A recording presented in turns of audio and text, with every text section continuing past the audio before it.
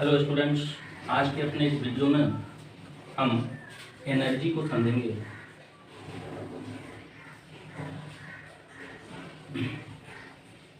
जैसा कि कल के वीडियो में हमने वर्क को बताया था, आज के वीडियो में एनर्जी को समझेंगे।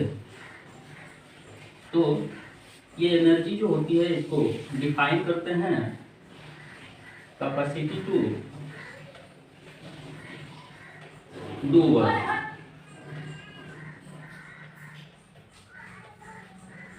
Energy is the capacity to do work. काम करने की जो क्षमता है उसको हम एनर्जी कहते हैं। किसी ऑब्जेक्ट की काम करने की जो क्षमता है वो एनर्जी। एनर्जी कई तरह की होती है, like potential, kinetic, electrical, chemical,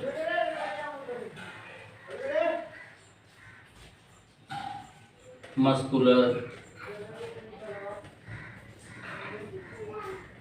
etcetera etcetera. कई तरह की एनर्जी होती है। बेसिकली हमको इसमें दो एनर्जीज को जानना है, potential energy and kinetic energy. आपके इस चैप्टर में हम दो तरह की एनर्जी को समझेंगे, kinetic energy and potential energy. ये दोनों एनर्जीज क्या होती हैं, इनके बारे में इस वीडियो में हम सीखेंगे। तो इस क्रम में सबसे पहले हम आज काइनेटिक एनर्जी की बात करेंगे। काइनेटिक एनर्जी की बात आज के इस वीडियो में हम करेंगे। आज हम काइनेटिक एनर्जी को पढ़ेंगे और बहुत ही सिंपली समझेंगे। काइनेटिक एनर्जी जो होती है किसी बॉडी की, ये उसके मोशन की वजह से प्रोड्यूस होती है। Kinetic energy of a body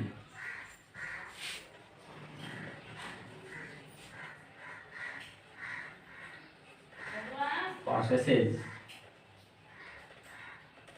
by its motion। अगर कोई बॉडी मोशन में है और उसके मोशन की वजह से उसमें वर्क करने की कैपेसिटी आ रही है, तो हम कहेंगे कि बॉडी में काइनेटिक एनर्जी। इस काइनेटिक एनर्जी को फाइंड आउट कैसे करते हैं, कैसे हम डिराइव करेंगे फार्मूला जिससे काइनेटिक एनर्जी को हम फाइंड आउट कर सके, आज इसी को हम सीखेंगे। तो इस क्रम में मान लेते हैं, let a body of mass m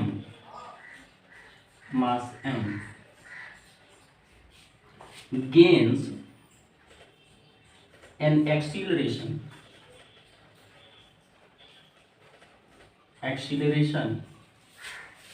by applied a force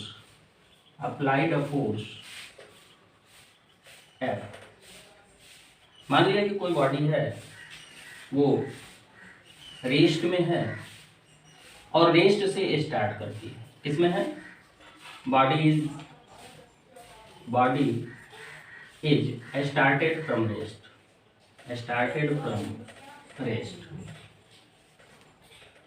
rest में है। एक फोर्स F उस पे लगाया जाता है तो वो एक एक्सीलरेशन गेन करती है। Then F is equal to क्या होता है? F is equal to ma होता है। F is equal to ma होता है। जैसा कि आप लोगों ने न्यूटन के सेकेंड लॉ को पढ़ते समय देखा था कि फोर्स को कैलकुलेट करने का जो फार्मूला होता है वो मास इनटू एक्सीलरेशन होता है। वही है, ये कुछ अलग नहीं है। ये हमारा मान लिया इक्वेशन नंबर फर्स्ट। अब इस पे वर्क कितना किया जा रहा है? एनर्जी क्या है? जैसा कि मैंने बताया, कैपेसिटी टू डू वर्क, मतलब जो वर्क करने की कैपेसिटी है वही एनर्जी है। मीन्स जितना वर्क ऑब्जेक्ट पे किया गया वो उसकी काइनेटिक एनर्जी के बराबर हो। जितना वर्क ऑब्जेक्ट पे किया गया उसको मोशन में लाने के लिए, रेस्ट से मोशन में लाने के लिए, वो उसकी काइनेटिक एनर्जी के बराबर होगा। मतलब उतना ही वर्क किया गया और वो उतना ही वर्क कर सकती है, उसकी कैपेसिटी उतनी, मतलब उसकी एनर्जी उतनी है।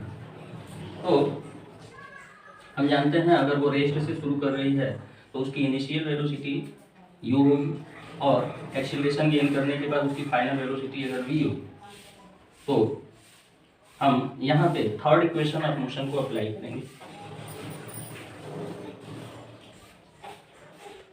By third equation of motion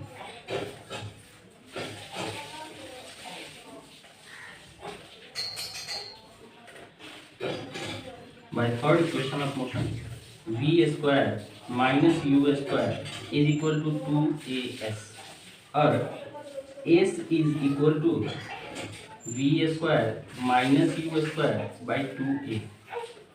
This is the value of s. ये सेकेंड इक्वेशन होगा। This is the second equation.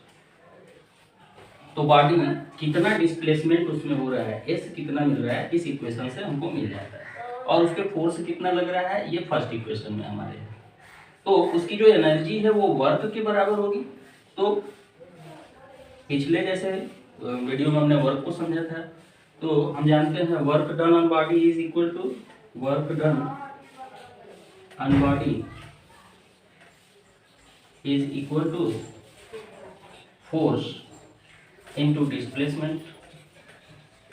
Force into displacement means W is equal to Fs।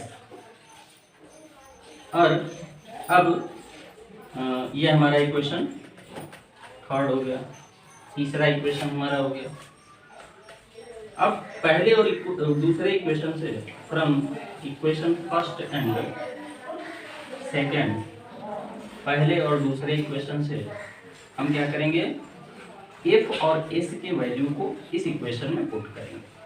तो w इज इक्वल टू, हमको क्या मिल गया, f is equal to ma into s is equal to v square minus u square by 2a।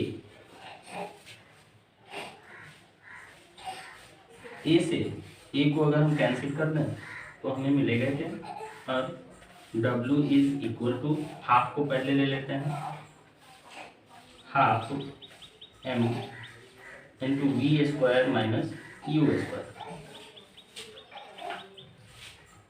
अब देखने वाली बात यह है कि हमने स्टार्ट में क्या कहा था कि बॉडी रेस्ट से स्टार्ट होती है, मतलब u का वैल्यू जो है वो 0 है।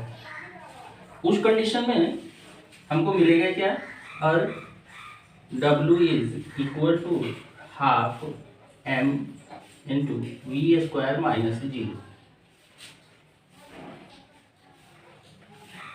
w is equal to half m V square minus 0। क्यों, बिकॉज इनिशियल वेलोसिटी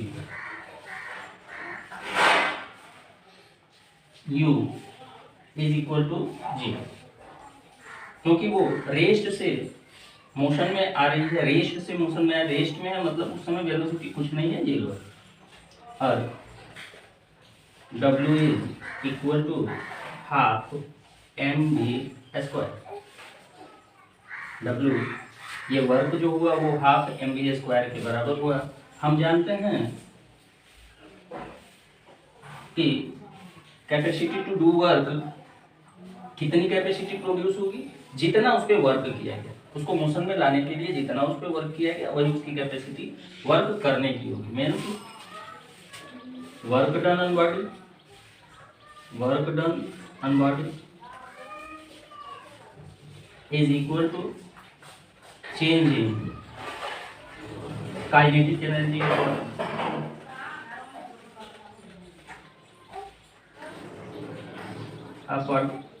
तो कितना चेंज हुआ, जब रेस्ट में थी उसकी काइनेटिक एनर्जी 0 थी, क्योंकि वो रेस्ट में थी। तो टोटल जो काइनेटिक एनर्जी चेंज हुई वो बॉडी के द्वारा गेन की गई काइनेटिक एनर्जी के बराबर हुई। So we can write K E kinetic energy is equal to half M V square. तो इस फार्मूले से हम काइनेटिक एनर्जी को गेन करते हैं, काइनेटिक एनर्जी को कैलकुलेट करते हैं। और आप जानते हैं किसी तरह की एनर्जी हो उसकी एसआई यूनिट जूल ही होती है। एसआई यूनिट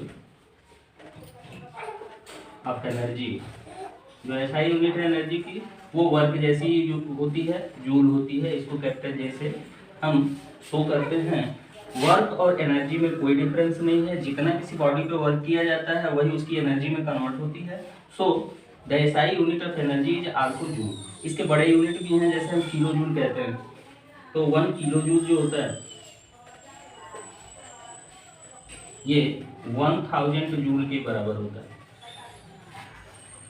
तो इस तरह से आज के इस वीडियो में हम लोगों ने अभी तक काइनेटिक एनर्जी के बारे में सीखा। काइनेटिक एनर्जी को कैसे फाइंड आउट करेंगे, काइनेटिक एनर्जी किसी बॉडी की अगर वो मोशन में है तो कैलकुलेट करने के लिए हमको m और उसकी वेलोसिटी v की ज़रूरत होती है। तो जब हम ये फार्मूला यूज करते हैं kinetic energy is equal to 12 mv², तो हम उस बॉडी की काइनेटिक एनर्जी को कैलकुलेट कर सकते हैं।